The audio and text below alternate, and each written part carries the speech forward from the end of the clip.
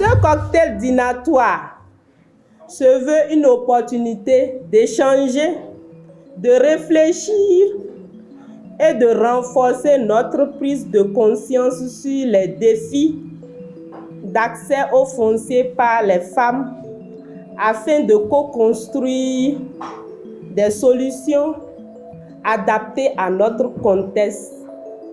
Ensemble, nous pouvons être des catalyseurs d'un changement durable.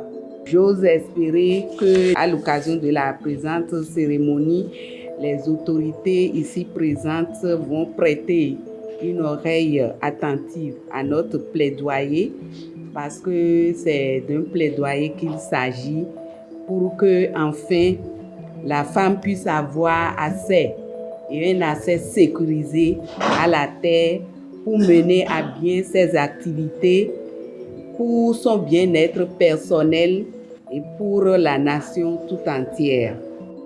Je vous invite donc à réfléchir aux actions concrètes que nous pouvons entreprendre ensemble en trouvant des réponses à ces interrogations. Comment pouvons-nous influencer les politiques publiques pour garantir que les droits fonciers des femmes soient mieux reconnus et protégés?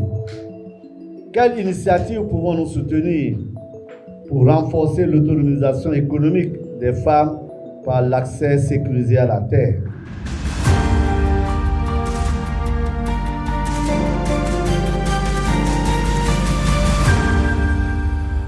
Là où on cultive maintenant le maïs, c'est dans ces forêts-là. Là où on fait le coton, c'est là. Et maintenant, on veut faire partie des populations de là. Donc, il y aura problème d'insécurité alimentaire. On n'aura plus le maïs sur le plan national.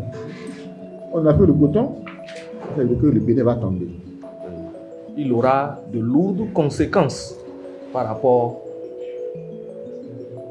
à cette situation de déguerpissement que je peux dire réfléchie, mais n'a pas pris en compte les réalités endogènes que nous avons dans nos milieux respectifs. Quelle étape a été respectée? Quelle étape n'a pas été respectée? Et nous faisons ce point pour voir si l'État qui est en train d'exproprier est en train de primer ces populations. Si oui, nous avons le droit de faire recours. Je pense que sur ça, nous sommes tous d'accord. Si nous ne faisons rien, nos forêts vont disparaître.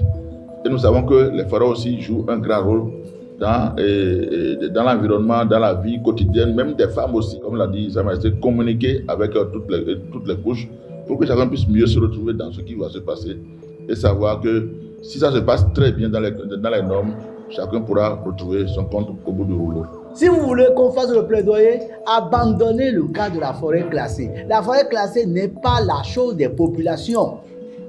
Il faut qu'on dise la vérité. C'est là où on donne à l'homme, on ne donne pas à la femme. C'est ces cas-là que nous devons appuyer. Si nous voulons aider la femme, eh bien, allons sur les héritages. Si vous voulez, venez alors dire que lors des recensements, on n'a pas permis aux femmes d'être recensées. Dans la répartition de l'héritage, la femme doit également hériter de la terre.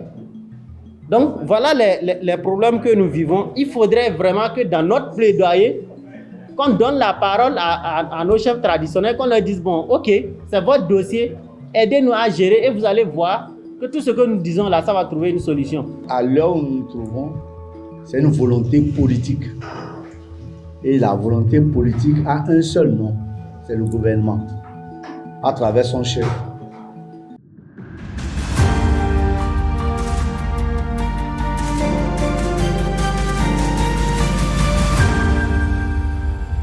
Je pense que tous les acteurs qui pensent à la société doivent pouvoir contribuer pour la réussite de ce plaidoyer.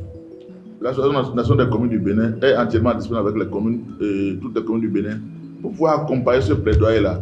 Parce que nous sommes conscients que ce plaidoyer apportera beaucoup à notre pays, la République du Bénin. Merci pour avoir prêté vos oreilles attentives pour que les droits fonciers des femmes soient une réalité incontournable. Je suis un défenseur des droits des femmes. Tu es un défenseur des droits fonciers des femmes.